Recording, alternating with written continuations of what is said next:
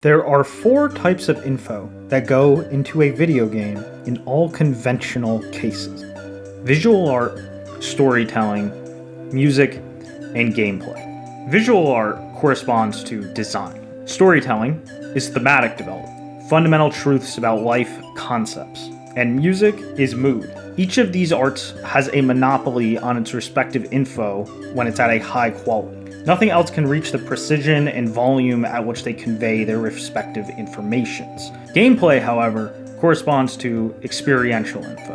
And this is info that by default is meaningless. The reason is because it's just found everywhere by living and by definition subjective to the person experiencing it. So then why is it that some games just feel deep despite lacking clear storytelling? What makes everyone keep going back to Mario 64 and wondering why it always feels like there's just more to it? What makes this game so special that despite not even having clued lore to explore or any sort of set story arcs, we just can never leave it behind? As a game dev coming from a background of conventional storytelling and art, I can explain everything. So, the setting, of course, of Mario 64 is Peach's castle. The castle has 4 major areas: the first floor, the basement, the second floor, and the third floor, also known as Tippy. It's organized so that the first sort of arc of the game, everything leading up to the first Bowser fight, takes place on the first floor. The second arc of the game, everything leading up to the second Bowser fight, primarily takes place in the basement. And the third arc, which is sort of split into 2 parts, takes place on the second floor and in Tippy, the third floor. Let's start at the first arc, the first floor. The levels corresponding to the first floor are Bomb-On Battlefield, Whomp's Fortress, Jolly Roger Lagoon, and Cool Mountain. In addition, there's actually 3 whole secret stages that correspond to this arc as well. We have the aquarium, the slide, and the wing cap stage. So we go through quite a number of places for this first arc. Throughout this analysis, there's a concept that's going to be crucial to understand, which is motif. This is actually pretty simple. It's just a repeating idea or concept. Why are these so crucial? Because they give us ideas from which we can develop and bounce further off of. For the first arc, we're going to be focusing primarily on ascent and descent. Kind of just a fancy way of saying up and down. But in this case, it's important because it's respective to Mario's movement. The stages of Bomb-On Battlefield and Whomp's Fortress correspond to ascent. What I mean by that is that these are both levels that have structures that need to be climbed. In the case of Bomb-On Battlefield, you have a literal mountain. In the case of Whomp's Fortress, you have the fortress. In both of these cases, Mario has to go through obstacles to move up and get to the top. And in both of these, there's a boss fight at the top. Now, when it comes to bosses, I'm going to be using a little bit of a different term when it comes to Mario 64, and you'll see why in a second. The term I'm going to be using is master. This is a more encompassing word than boss, because boss in video games, of course, implies a boss fight. It implies someone to be taken down with brute force or something similar. I'm going to be using the term master to refer to any being that dominates their respective space. This doesn't necessarily mean that it results in a fight, but in some cases, some of the masters are bosses, like the King Bomb-On and King Whomp. Our other 2 stages, Cool Mountain and Jolly Roger Bay, correspond to descent. In the case of Cool Mountain, it's almost like the other 2 levels, but you're moving downward. You start at the top, and there's slides either on the outside or the inside that direct Mario towards the bottom. He has means of getting back up, but generally speaking, the level tries to push you downward. In the case of the slide inside, you're even incentivized to descend, which is also the area where the master of the stage resides, the penguin. In the case of Jolly Roger Bay, Mario descends through the water into an increasingly deepening area. The master of this stage is the eel, who resides mostly at the bottom. The special stages are not an exception. They also correspond to the motif of ascent and descent. In the case of the slide, it's obvious, we're descending. In the case of the fish tank, this one's a little bit interesting because even though Mario has free roam because it's all water, this actually corresponds to ascent because if you look outside the windows, you can see you're already in an ascended state. You're in the sky. And the free motion of the water emphasizes how Mario never has to feel grounded in any specific way. The wing cap, interestingly, is a mix of both. It's like the aquarium in that it's already in a pre-ascended state. In fact, one way of looking at it, it can easily feel like the aquarium is depicting one of the towers in the wing cap state. But the goal for this stage has Mario descending in a spiral downward. And lastly, we get Bowser in the dark, which also corresponds to both. And in that case, it's ascent followed by descent. Here's where things get really interesting. In Bomb-On Battlefield and Whomp's Fortress, the ascent stages, the bosses in these stages are actually dealt with through brute force. The latter two stages, the descent stages, the masters of those stages, the penguin and the eel, are actually dealt with through movement. So what we've done now is we've actually associated the concept of ascent and brute force and descent and indirect means. So there's naturally a sense of brightness and control in the former, and a sense of darkness and vulnerability in the latter. Brightness, for the sake of Battlefield and Whomp's Fortress, is pretty much self-explanatory. These are daytime stages with beaming down sunlight, very bright, very obvious, upbeat, energetic. Jolly Roger's Bay, corresponding to darkness, is kind of also a no-brainer. It's a much darker stage, especially when you go underwater, things darken. Going inside the sunken ship, darker setting. Snowman's Land is an interesting one, because while there is snow darkening the sky a little bit, it's not naturally too much darker. However, check where the master resides, inside. That area is much darker. In fact, they emphasize it with a big void, a big dark black void if you fall off the slide. In this way, we have ascent associated also with brightness now, and we have descent associated with darkness, which if you think about it is pretty intuitive, especially when you look at cases like the slide, which they also, the secret slide, which they made sure to be cast in darkness as well. While with the aquarium, the windows to the outside are constant reminders of the sky and the sun, etc. Wing cap is in a pre-ascended state, and therefore always in a brighter mood. And that's an idea that will actually come into play very importantly later, so it's actually some extremely interesting foreshadowing, kind of perfect for Mario's most iconic ability of this game. More on that later. Now, interestingly, pay attention to the way Mario can die in these respective stages. In Bomb-On Battlefield, Mario can't fall to his death at all. In Whomp's Fortress, Mario can fall to his death, but it's not constantly trying to threaten to do so. And when he does, it's always as a product of him jumping around and expressing athleticism. Mario expresses his most confidence the more he jumps around. His triple jump actions, etc. bring more voice out of him, bring more energy out of him, his dive rolls, etc. In Cool Cool Mountain, the race stage, he's sliding and he's naturally expressing less confidence. In fact, whenever he falls off the slide, he'll shout in intense fear. When swimming in Jolly Roger's Bay, he can't really voice much at all underwater, and his way of dying is to straight up drown to death. Falling to your death in Whomp's Fortress feels like dropping out of a race in a sense, because Mario is going from an aggressive mode to a misstep that kills him. The fact that he can fall to his death in Whomp's is actually interesting because it's an expression of the stakes rising coming off of Battlefield. It's the same sort of mini arc that Battlefield is expressing, but the stakes are higher because we've already conquered a land. We've moved on to our next land to conquer, but it's much higher in the sky now, and therefore falling is a reminder of that. The fact that he can fall is a reminder of actually the progress made. Interestingly too, with the wing cap stage, falling here is actually not a form of dying at all. It's simply just a reset to the garden, which gives us a sense of security in ascent, security and freedom and power. On the other hand, dying in these darkness-themed areas is much more brutal and feels a lot more like a fundamental defeat, a loss of self. Now, interestingly too, if you look at the role of the cannon in these stages, you'll find something interesting as well. Cannons are associated with aggression when we first enter the battlefield, and they're actually associated with aggression in Whomp's Fortress as well. What's interesting, however, is that in Whomp's Fortress, the cannon is aggressive on Mario's part. Mario can actually use the cannon to reach higher areas more easily, and he even uses them to attack the architecture of the fortress itself. So in that way too, expressed a sense of progress from the first stage to the second. This is on page with associating these ascent levels with more brute force, more conquering.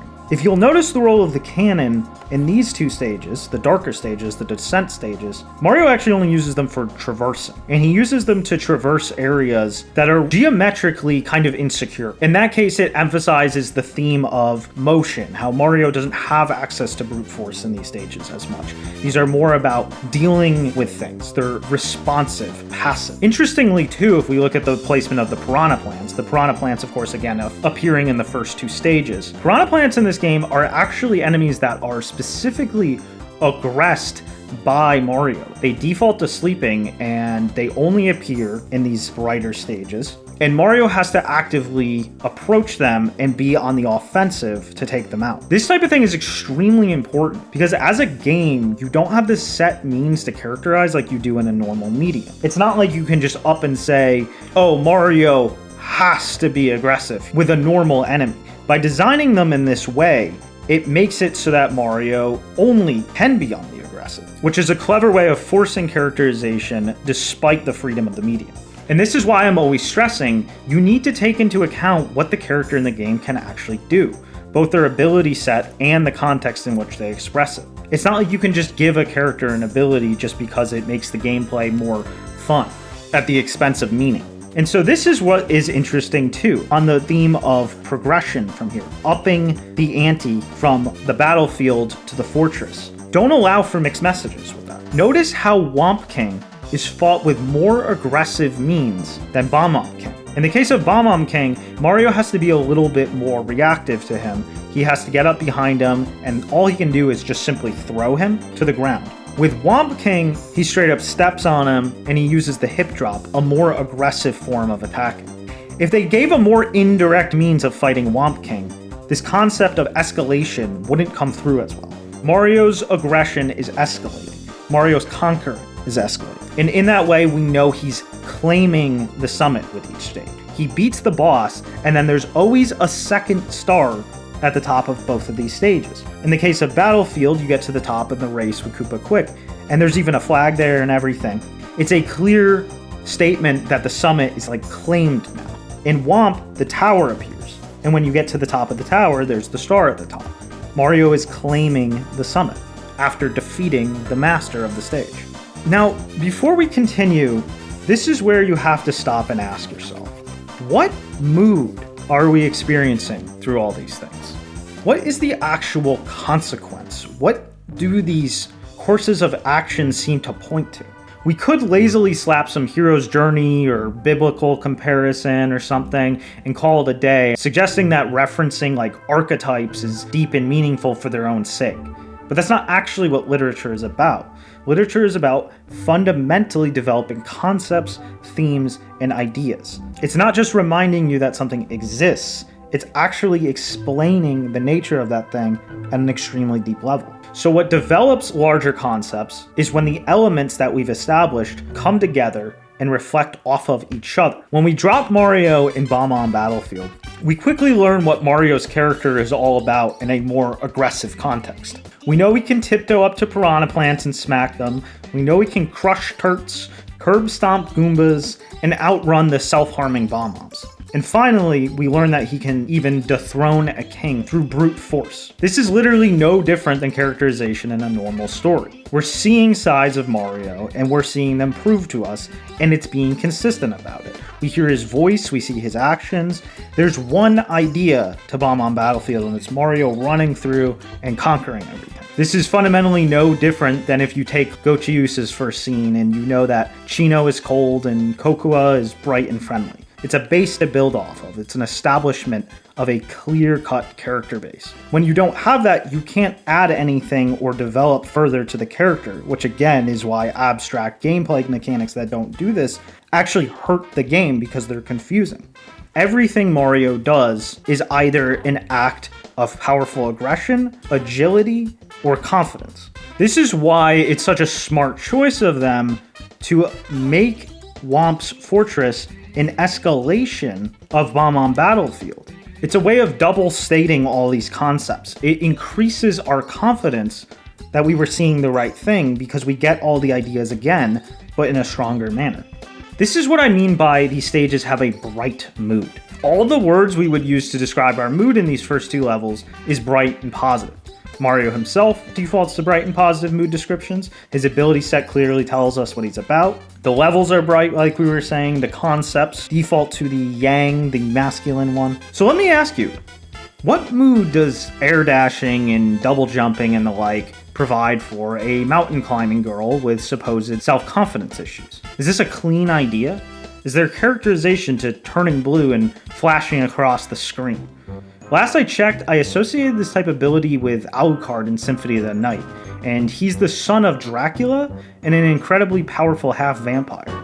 Does Alucard climb mountains for self-esteem issues and get anxiety attacks where he needs to start carefully breathing? I'm not saying messing this type of thing up makes a game bad, but it's something that needs to be seriously considered if you plan on making something that actually competes with the staying power of Mario 64. So let's get to the next 2 darker descent stages. As I said, these stages have been ingeniously designed so that Mario will not be able to display as much confidence through his voice while dealing with the masters of these stages due to the positions he's in with them, sliding and swimming underwater. Mario is literally experiencing a shift in state with these stages, a challenge very different from the 2 he just went through. Through this, we see a different side of his character. We see a Mario that can't simply brute force his way, a Mario that will scream in fear when falling off the slide, and a Mario that will gasp for air underwater. The player is moving him in different ways, finding different solutions that directly characterize a different side of him, a side of him in a darker context. Mario was powerful and the mood was bright. Now Mario is vulnerable and the mood has darkened a bit. He is struggling in ways he wasn't before, and his old solutions don't work, so he needs new ones. His confidence hasn't wavered, but he expresses it with less carefree emphasis. This kinda sounds like a character going through a conflict in a real story. That's because it literally is. It's not fundamentally different. We have a protagonist with characterization moving through moods from bright to dark, dealing with recurring motifs like ascent and descent, the concept of who has dominance over a realm, and we see struggles that call into question the viability of different solutions. It's a real narrative. Now imagine even the slightest change, like Mario being able to punch the eel underwater, or chuck a shell at it. I mean, this is something we've seen in later Mario games. The thematic strength was just killed. It's that simple. These things are that sensitive. It's never a coincidence, because the slightest misstep will kill the mood, will kill the concept. So let's get to the climax of the first floor, Bowser in the dark. We actually enter this level through descent. As we're heading towards the picture of Peach, the floor gives out and Mario goes downward, descending into darkness and descending into the literal dark world. The movement of the picture from Peach to Bowser is just like our movement from bright to dark in the stages. Bowser in the Dark is an Ascent-style stage in terms of level design. However, when we reach the top, we descend onto the platform where we fight Bowser. The entire visual design of the stage, the stalagmites and stalactites in the background, everything is here to emphasize this concept of up and down, almost interchangeability, a confusion between the two. There's even elements like the spinning wheel, merry-go-round type thing on your way to climbing up the stage. Clock-like motion inherently does ascent and descent at the same time. It even utilizes the symbol of a star to emphasize the way in which a star expresses direction and symmetry. Now, in the boss fight with Bowser, things get very interesting because Mario uses both direct force and running around movement, indirect force, the things he dealt with the latter two masters with, to take care of Bowser. Through this fight with Bowser, we summarize everything up to this point. We've encountered the same thing that made Mario vulnerable just prior, but now we've conquered it. We've combined what we learned from the conquering stages and from the darkness stages. We've taken something we associated with invulnerable masters, but we've pushed further and made him vulnerable. The darkness can be defeated. This creates a basic heroic climax to mark our first arc. If your flow of moods does not reflect something that would produce drama in a normal story, it is not possible for there to be depth to the narrative aspect of the game. There's nothing being developed at all, and all that's left is a distraction. Merely that experiential gameplay layer, which has zero meaning on its own. Defeating Bowser didn't feel good because you won a challenge, or because you just happened to virtually beat someone up. It felt good because you felt like you actually became enlightened as a person. You felt that introduction to the dark. You felt that sense of invulnerability to it. And then you felt yourself pierced through when you finally beat Bowser. This is why I say no one cares about your world building. Your game doesn't have depth because there's an excess of info. They don't even care about your environmental storytelling by default. There's infinitely more depth to simple, purposed info than there is a whole lot of nothing. And your characters certainly aren't better characters because you just shoehorned references to mental illness or some kind of faux down-to-earth element. Mario doesn't have any of these details, but he's one of the most lovable characters of all time. It's because we go through these actual journeys with him, we go through these developments. Symbolism or metaphors, especially in gameplay, aren't going to mean anything either if they don't correspond to this actual Moodle development. Which is why the infamous Schizo rant about Mario 64 being a Masonic initiation ritual is such a missing forest for the trees moment. It's as if the only thing that such a person can conceive of is just referencing things that society has already deemed deep. But that's not why stories are deep. So before we move on to Arc 2, I want to mention something that's going to be relevant to ideas that show up later. Pay attention to the floating island portions in the stages. In Whomps, the floating islands are easy to access. All you have to do is punch down a little plank to access them, because we're already in an ascended mood. It would break the mood and sense of ascent if floating platforms were very difficult to reach. It would read as if Mario is too grounded. Now in Battlefield, the floating island is very difficult to reach. In fact, you need either the cannon or the wing cap to get there, or speedrunner strats. Now, returning to Battlefield with the wing cap allows Mario to now be above the grounded conflicts that he started with. This perspective on the stage changes from a mountain to be conquered to a realm where Mario feels freedom over it. And there's no other stage where Mario is able to express this level of dominance. It's just something to keep in mind because the concept of ascent is going to be super important, especially in late stages. Something really interesting is that in the Dark World, there is also a floating island type structure. But what's interesting about it is that there's already a preset bridge to it, set up right from the start, intended by Bowser. This is such a great detail because it's like the others in the ascent stages. But in this case, it emphasizes that Mario is not in control. It gives that control to Bowser, because Mario doesn't set up a bridge himself. He has to go off of a notably narrow and winding one to get there. It gives a voice to Bowser that one-ups Mario's, puts stakes in, gives him dominance before we even meet him yet. So now, Arc 2, the basement. A common way to generate interest and drama in good stories is to specifically create contrast between arcs by swapping out major motifs. The motifs from previous arcs will still often appear, but they'll take a little bit more of a back seat to create room for the new ones, creating a sense of progress and like the story is sort of one-upping itself. This is exactly the approach Mario 64 takes. Ascent and descent will continue to show up in this arc as motifs, but in not even a single case until the next Bowser stage do they function as straightforwardly as they did in the first floor levels. Instead, we give the spotlight to our next major motifs. Let's take a quick detour to the courtyard before we go into the basement. Right from the courtyard, we see our three major motifs for this arc. The first one is a bit subtle in this example, but will become a little more obvious later. Being walled in. The second is the object that was responsible for the Luigi rumors. The rounded fountain in the center of the garden with the star statue in the center point. This concept of center is going to be crucial in this arc. Both the center point of something and the middle line of something. And the third is the concept of secret paths. In fact, the entrance to the stage in this area, Big Boo's Haunt, is hidden within a boo.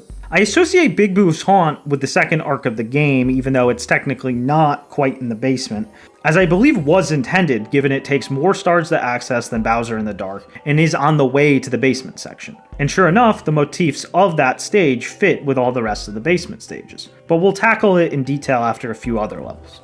Entering the basement and seeing the narrow, boxed-in corridors, we can see this is going to be the most prominent motif for this section. First, let's dive into the first painting we encounter in the basement. Lethal Lava Land. When entering LLL, it might not be perfectly obvious how the walled-in motif applies to the level, But as we'll see with each level, this doesn't inherently mean literal walls at all times. The form the motif takes is things that constrict movable space in general. Thus, we have the entire level covered in a movement restrictor, lava. Having this movement restriction motif gives all these levels a very tight, suffocating feel. And Mario literally suffocating happens a lot in 3 of them. He can get sucked into the water vortex, he can die of poison gas, and he can get buried into sand. Moodily, these are some of the most oppressive the game gets in general. None of these stages except Dire Docks offer much in conventional respite, making even the darker levels of Floor 1 feel calming by comparison. It's not rare to see people leave stars in these stages untouched until the end of the game due to how daunting it can be. What makes them incredibly interesting is that they're not simply ramping up the darkness of the mood to achieve this effect. It's the combination of those 3 motifs. The walled-in effect is suffocating, as I was saying, but then the motif of significance on the center point makes it so that these levels are constantly providing some central goal point that represents relief from this maze-like suffocation. It's constantly tantalizing as a goal. You want to get to the center of Hazy Maze Caves, where the Dory resides. You want to get to that volcano in the center of Lethal Lava Land. You want to get inside the pyramid, and within the pyramid, get inside the object in the center of that. But because you're constantly being walled in and stopped at every turn, it can produce a lot of frustration. Finally, the establishment of secret paths makes you constantly seek avenues you miss, as well as constantly second guess that something was overlooked. It's a combination of something that provides stability, but is hard to access with the intense abundance of disorienting elements.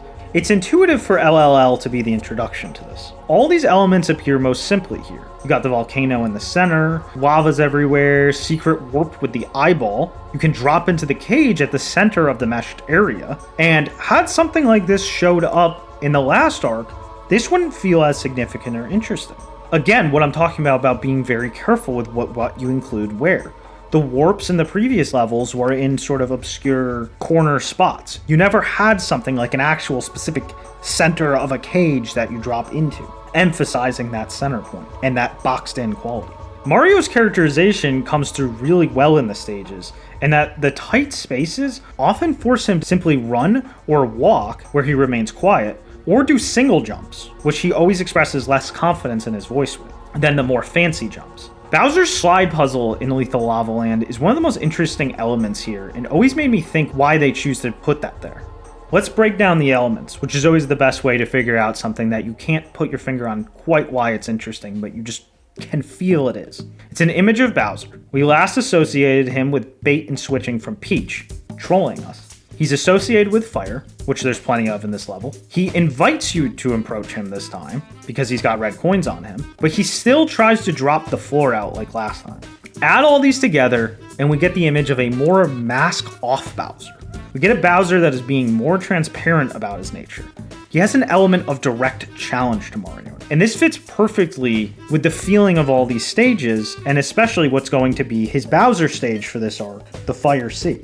This simultaneous mask-off nature of this arc, coupled with the emphasis on disorientation, makes a lot of this arc feel like it's revealing to you how the first arc was an illusion or a bait to lure Mario deeper, and now the real battle has begun. Bowser was residing in darkness. Now he's come out straightforwardly. His association with fire helps you feel his presence in the basement at all times, even due to the wall torches. One of the most fantastic details in Lethal Lava Land is the rotating flame belt type thing. It does so many things at once. It reminds you of Bowser due to the association with fire. It walls in your movement. It makes you notice the tiny island off to the side and question how or if you should go there. And it emphasizes the motif of the center axis. It's interesting because this obstacle will show up in other Mario games, even really good ones such as Mario Story. And while that game is full of things that made this game great, it doesn't feel quite as purpose there. It's testament to just how hard they went with these level designs in Mario 64.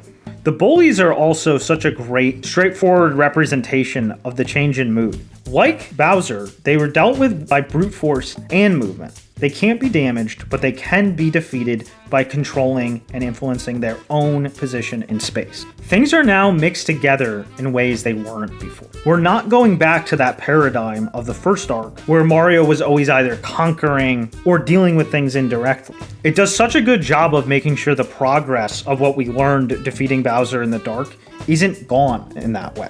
Including masters like the penguin or the eel would actually upset this effect. So again, you can see how precarious this is. So the centerpiece of LLL is the volcano.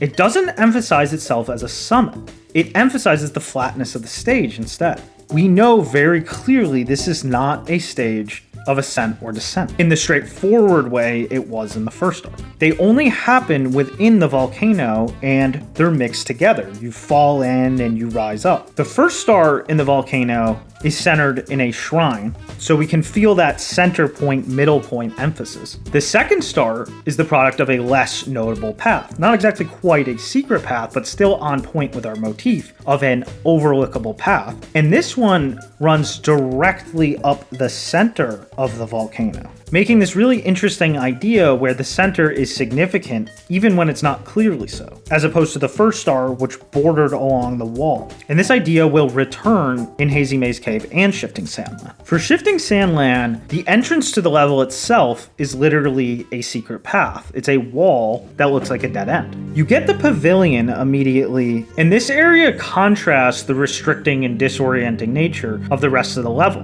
especially by including Goombas here and only here outside the inside of the pyramid, which are enemies of a land we already conquered. So they give us confidence and a sense of order by being in this orderly area. Mario has lots of freedom of movement here, especially contrasted to LLL, and it even encourages the player to use high-reaching jumps to go on top of the pavilion, which again is where Mario expresses his most confidence. So the Goombas inside the pyramid are a great pacer because the pyramid calls back two major ideas of the last arc: ascent and darkness. Notice how it's ascent, but things are darkened compared to the outside. Again, the sanctity to the associations of the last arc are shattered, as if they were illusions. More on that later. This is the first area where Goombas are likely to pose much of any problem whatsoever, also kind of cementing that breakdown of previous paradigms. We can get to the top of the pyramid, and while there is a reward there, we haven't conquered the area like we did in Whompson Battlefield. In fact, further rewards actually come from reaching the top and then specifically descending from it.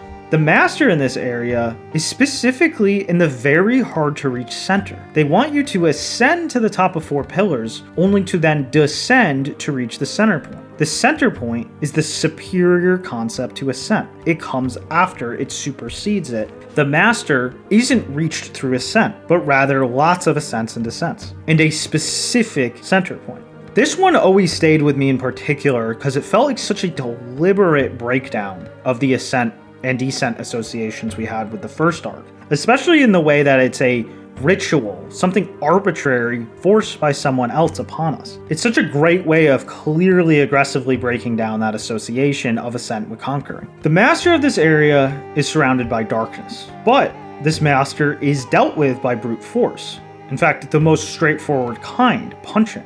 He's the first master that we deal with just by punching. We are finally seeing Mario deal with a master associated with darkness by sheer brute force. And this is totally on page with the breakdown of our previous paradigm, and in line with having beaten Bowser in the dark. In many ways, it's almost as if Bowser and Mario have both become stronger in a sense.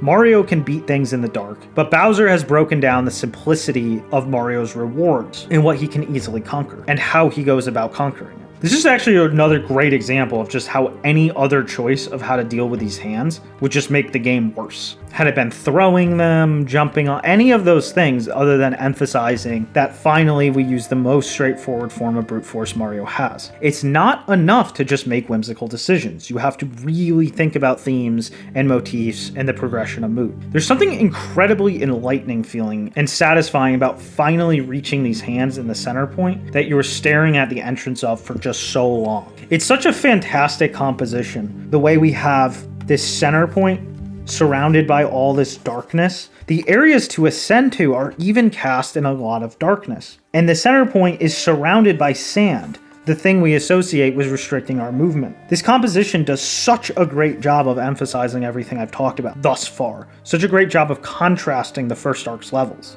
and emphasizing the new paradigm for this arc. The fact that the game forces you to challenge associations you already held and go further is such a fundamental pattern of development of literary ideas.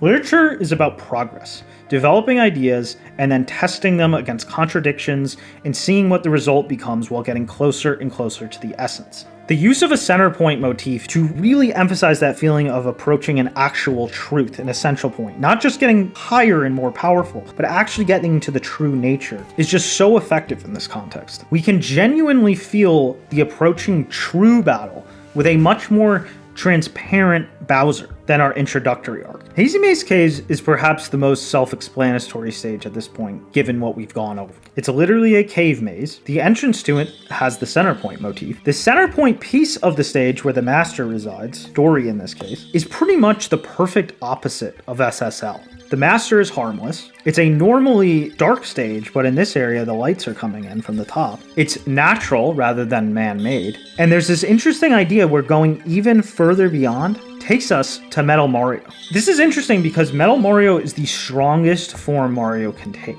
And so it's kind of perfect that getting there is going through the center within the center. It's like the truth within the truth, the farthest we can possibly get from conflict. Putting this area literally anywhere else, or simply hidden in some way, would lose this connotation.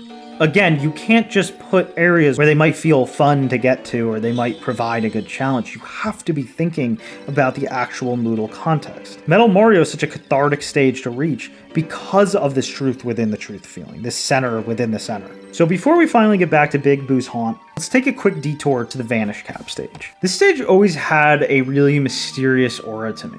It's not obvious how it corresponds to its idea like Wing Cap and Metal Cap does. In Wing Cap, you're literally in the sky. In Metal Cap, you're literally in a cave which has metal ore in it. That's when we have to look at our motifs. The level keeps you against the wall.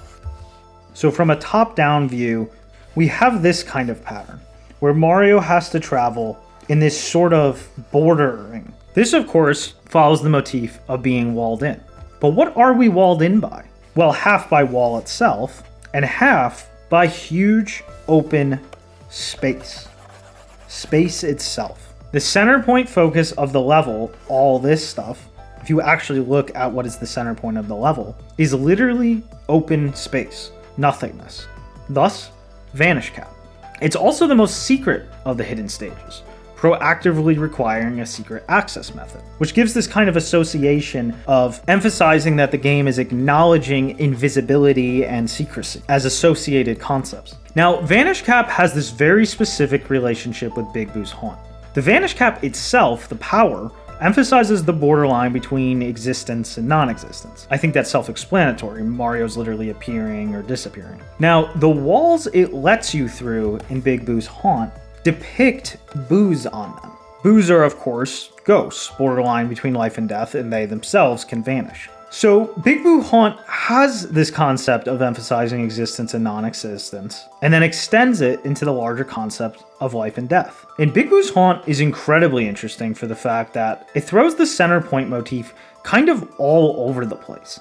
There's the entrance, the balcony, the merry-go-round type thing, the stairs, the floor that falls out, the eyeball that gives you the star in the attic. And then there's also the walled-in motif. And what's incredibly cool is the entire stage itself is a combination of the walled-in motif and the center point motif when looking at the house in the center of the cage.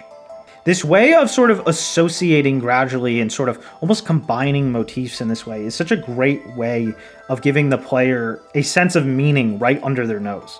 It's helping us get this feeling that these aren't just isolated ideas, but rather ideas that bounce off each other. What's incredibly cool is that there's even a room where you can only walk around the border, and the actual center of the room is completely missing, just like the Vanish Cap stage, but on a much smaller scale. Including this room is just another clever way of linking the Vanish Cap stage more to this stage. And this is that attention to detail that makes all the difference. It's just specific design, and they could have easily ruined it by even adding a floating platform to the middle of the room. Like, even that would have ruined the mood. Anything. Anything that makes this not the concept of just sheer dead space. A game's world and story is not interesting simply because information is there. Addition of information can easily lead to deletion of depth. And I think that this nothingness adding so much to the game is almost a poetically perfect example. Secret paths in this level are obvious. They're all over the place. The path to the balcony, appearance of the stairs in general, the trap floor to fall through, walls to go through. Now, every time you get a star in this level or die, you go back to the peaceful garden. There's almost this sentimental feeling when going from this night to day, scary to calm. This entire arc flipped the ideas of the previous arc on its head. So there's a strong sense of transience present. Adding the ideas corresponding to life and death to the mix, and the entire concept of this arc of the game as corresponding to a more honest expression of the conflict between Mario and Bowser, and you get something that's almost cathartic right under the nose of the player. It's like you can feel something is on its way to completing itself, much like the life of a person. There's no way to prove it, but it wouldn't be weird if this is why this area in particular was suspected to have a connection to Luigi. It just naturally brings to mind the idea of an overlooked existence, or an existence that could suddenly appear or disappear. Interestingly, this and the following stages will actually finally bring front and center a motif I haven't mentioned yet, but has been slowly cooking in the background, and that is the juxtaposition of opposites, or duality. It's been mostly subtle up to this point, like Peach turning into Bowser in the painting, our other motif of ascent and descent unto itself, Hazy Maze and SSL being opposites at their centers, we got nice Bob-ombs and mean Bob-ombs. These have been the most obvious examples, but Big Boo's haunt actually parallels Peach's castle, giving it a sense of duality as a whole. It's like a realm of life versus a realm of death.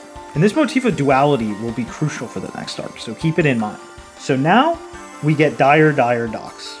The first act of this stage is the prelude to Bowser and Fire Sea. It's this calm mission with nearly no difficulty. It maintains the motif of the center point, and even the walled-in one, but in a way that isn't oppressive, but rather refreshing. It's like finally coming to the light at the end of a tunnel. It's also the reverse of Bowser and the Fire Sea, which we'll talk about in a sec. I find the basement art ends up being the most exhilarating for this reason. Getting to this point has an unbelievable level of catharsis. So, Fire Sea is a combination of the mood of Dire Docks and everything up to this point, effectively acknowledging the significance of the modal difference in Dire Docks. What I mean by that is that Fire Sea is intense like the previous stages were. It has the movement restricting elements, the fire immediately calls to Lethal Lava Land, there's a straightforwardness to it. And with that, carries on some of the mood of calmness and relief that came from Dire Docks. This shift in mood, while still carrying the tension, indicates that we've advanced to a climax stage. We even have this kind of inherently tension-ramping chase, because we know that Bowser used his submarine while Mario was running up on him. So, everything is organized in this center line, just like DDD. We still kind of have the secret path concept alive, to only the minor extent that the three layers of the stage don't just directly connect, but rather have a contraption at the end that connects like a loose elevator. It's just enough indirection to contrast the otherwise straightforward path, but not enough to feel secret. And for this reason, it's refreshing in contrast to the legitimately confusing, secretive, and maze-like paths of the basement levels. Again, helping us to know we have moved on from those. We have moved on from those suffocating moods. We are an exhilarating final race to the end. A quick moment to express infinite thanks to the people who have engraved their names into otaku history, including our legendary Oda King. It would have been quite literally impossible to get the project to this point without all of their support. My next goal is to hit 1,000 on the Patreon. I won't lie, things will get a little rocky if we can't reach that this month because I've been sacrificing literally everything for this project. But if you're not subscribed to the Oda Clinic, what the fuck do you think about all day? All irony aside, this thing low diffs every other art learning program on the internet and for a tiny fraction of the cost. We're getting close to like 40 hours of content with info I specifically chose to be hard or even impossible to find elsewhere. On top of that, the playable battle simulator will be dropping very soon, or maybe already has at the time you're watching, where you can play the battles I'm describing here. And it'll rapidly have characters and moves added over the next few weeks. Ore Castle Chapter 1 is going to be as large as some popular full release indie games, and with your help, I'll be able to get it out within several weeks. So go to the link and engrave your name in otaku history. Colties, Colties, Colties, Colties. Like with the first arc, let's review the narrative implications of this arc so far. When we organized the first arc, we gave clear associations of power and conquering to ascent, and we attributed a sense of difficulty to be endured through with descent, all of which gave way to a triumphant, hopeful victory when these elements combined and we conquered through. For the second arc, this has all been thrown into disarray, overtaken by a disorienting and suffocating mood, where these associations are destroyed. Imagine it like a concrete narrative. If a hero beats a villain, but the villain just says, "Hey, I'm not done yet. Do all that again and we'll have another fight." Is that progress? Is that a properly written story?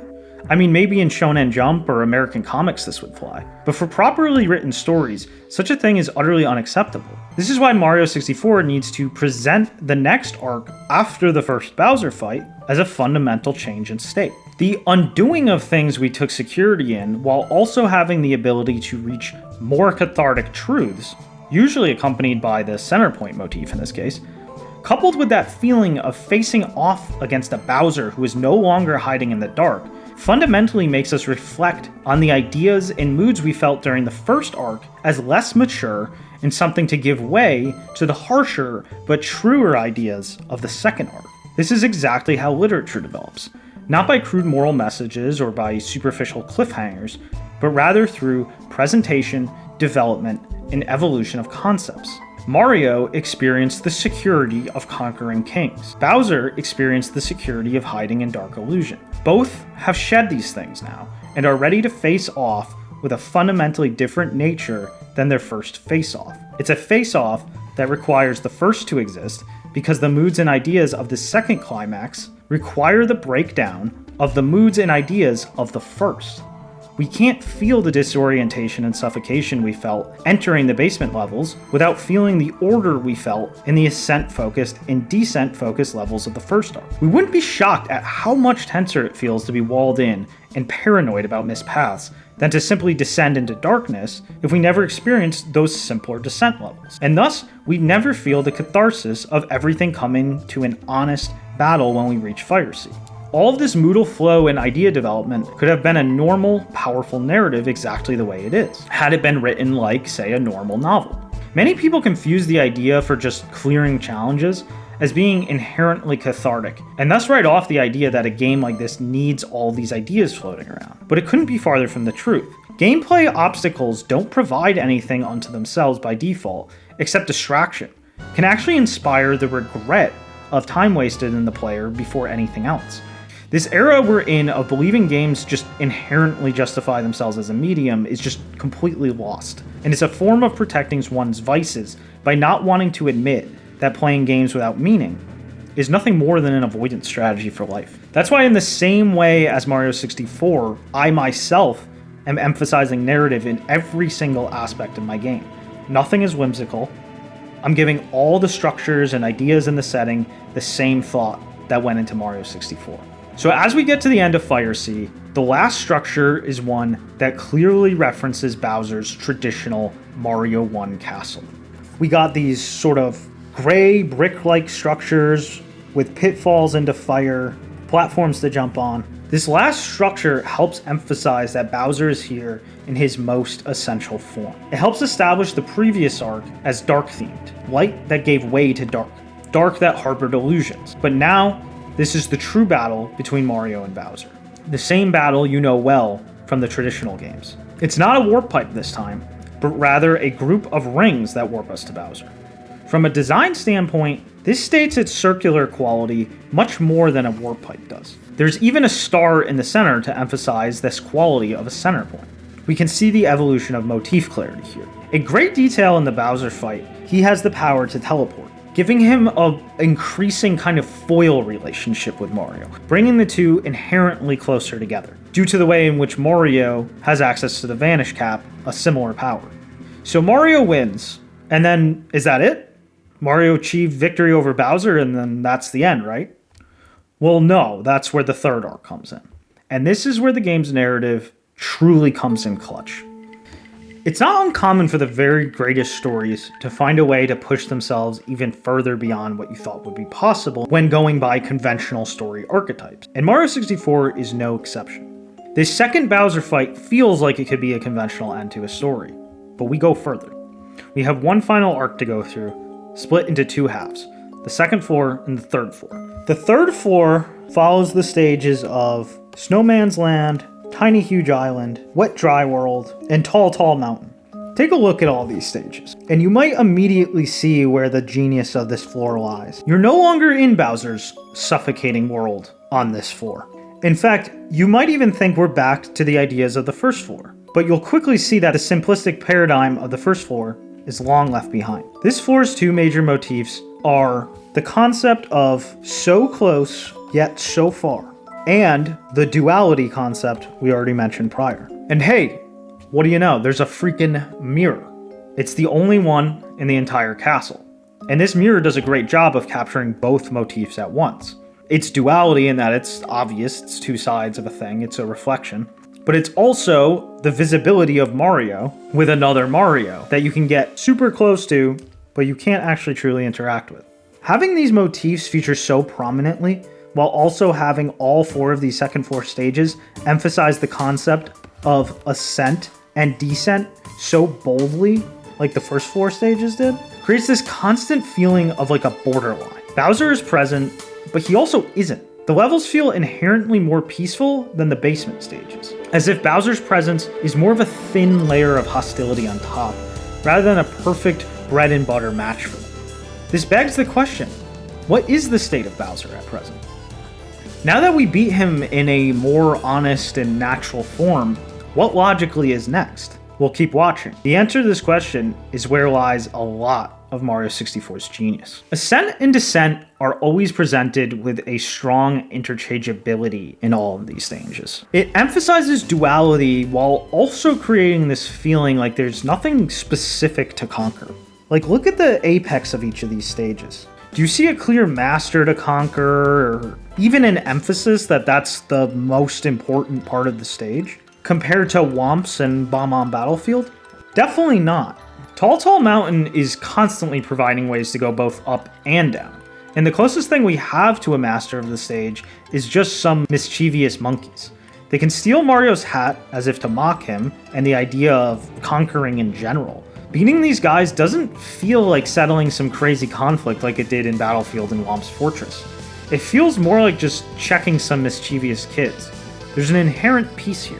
Tall Tall Mountain also has the secret slide, which really emphasizes how much this stage supports both ascent and descent. Within the slide too, darkness and light mingle, unlike the descent stages of the first floor that emphasize dark strictly. The darkness is also filled by celestial objects, brightening up the darkness. This concept of emphasizing space and stars is going to be really important later, so keep it in mind. Tiny Huge Island very much just speaks for itself in this regard, as does Wet Dry. Their very concept is duality, as well as an emphasis on going both up and down. These levels are full of things in cages, things behind a transparent wall, the coin bags which give the illusion of being a free coin only to suddenly turn into an enemy, etc. Snowman's Land is the only one of these stages where the motif of duality is a bit thinner compared to the other three, but the so close yet so far concept is really in full blast here. I mean, literally, think of the snowman blowing away Mario when he's near the summit. It's hard to say if Snowman's Land would have felt better if it included the motif of duality more, but it is right next to the mirror room, which slams this idea right in our face. However, what is interesting about Snowman's Land is we do actually get the motif of duality when we compare it to other stages. For example, we get hot and cold when compared to Lethal Lava Land. We have the bully, we have the ice, which does the same thing fire did to Mario, and this is the only level with it. There's this very clear desire for us to link it to Lethal Lava Land in that regard. It does a great job of helping us interlock the motifs throughout the entire game. There's also duality elsewhere when we compare it to Cool Cool Mountain. The penguin in this level is notably very slow, and we associated him with speed in Cool Cool Mountain. We also have the main snowman, which is the whole mountainous structure in the center. And the snowman of Cool Cool Mountain was this weak, much smaller snowman who was literally missing his head, and we had to help put him together.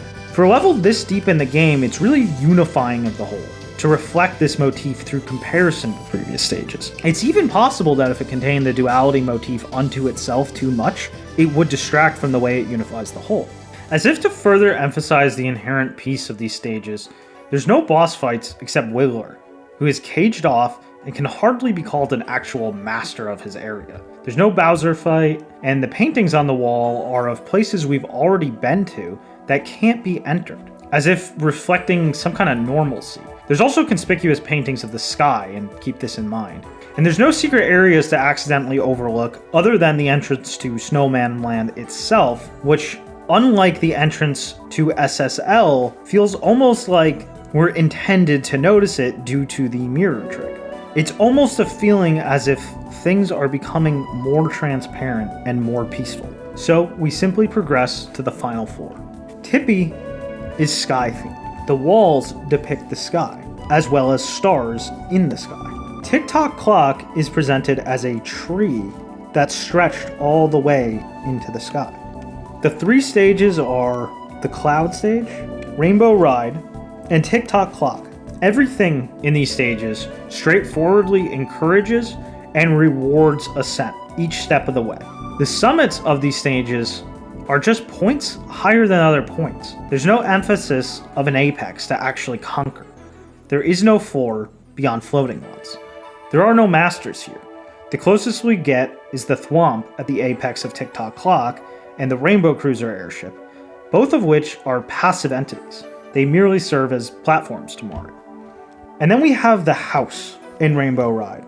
The floating house, of course, which was made famous by Carpetless, is such a great showcase of the mood. The way in which Mario rides through on the carpet, but if he gets hit by the flame, will actually run off and then actually have to just peacefully reside in the house is such a great contrast of mood to everything we've experienced up to this point. There's no penalty like this in any other stage. The idea of just being stuck peacefully in this ascended area. These areas are not suffocating like the basement area, but they're not even complex in ideas like the second floor. They simply emphasize that feeling of ascent and control over space and time. The levels themselves give Mario the tools to manipulate time and to move through space. The levels simply support Mario's ascent. The theme is the sky which we associate with space and stars. Bowser resides on the opposite side of an infinite staircase, infinite ascent, and we're only granted access beyond this infinite ascent when we have enough star power, granting Mario access to the highest point of the sky, where Bowser and the concept of stars reside.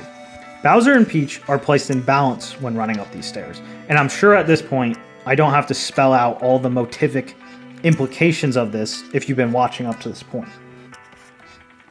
Bowser places his image dominant at the top of the stairs, above a hole which leads to the sky.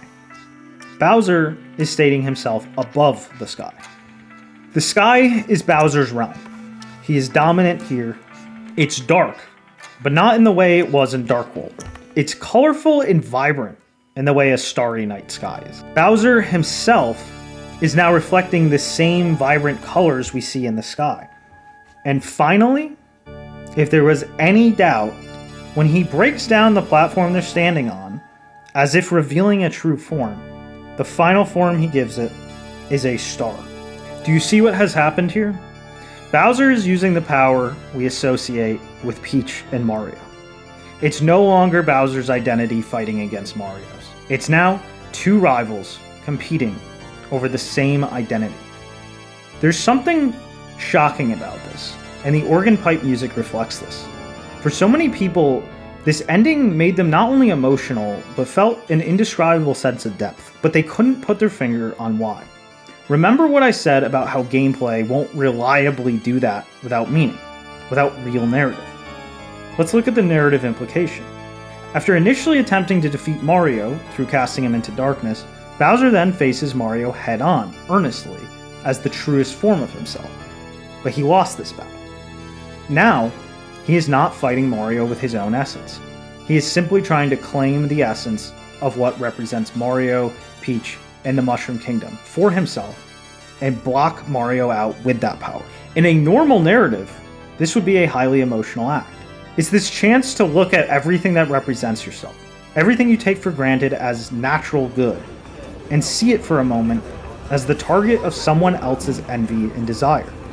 It's something that can be pitted against you, should the tides turn in the favor of that envious person. It's something with duality. The star power provides light, but light expresses itself against the dark. When you're at the apex of the world, descent and descent are just different ways of expressing that same sky. There's nothing to conquer there, only an expression of a greater order and power. The star symbol itself is asymmetrical, walled in by space itself, and at its center point is the duality of Mario and Bowser. Now two sides of expressing the same power, right next to each other, but their allegiances couldn't be further. All our motifs are here at once to form a story about someone who wanted what someone else has so badly, he was willing to discard his defeated identity to wield the power of what he envies, instead of trying to reclaim his own identity's honor.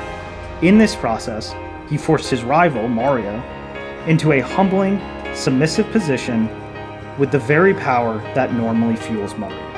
He forced him to understand solutions much deeper than conquering through brute force, but also understand deeper ways to apply this brute force, and understand just how precarious the elements on your side really are.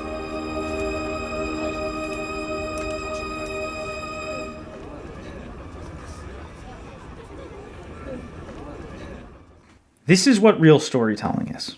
Not a crude moral message, not a simulation to explore, but an exploration of elements and ideas, with far more precision than the words of philosophy could ever reach. It's an explanation of deeper truth formed by prose or visual prose, but deeper than these tools can naturally do with their raw building blocks on their own. You are smarter for having experienced it in a way you can't just teach another person.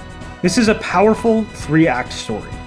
Even one bad major decision could have ruined this entire story, as I pointed out many times throughout. Great stories are extremely sensitive and need to be deliberately planned and carefully formed.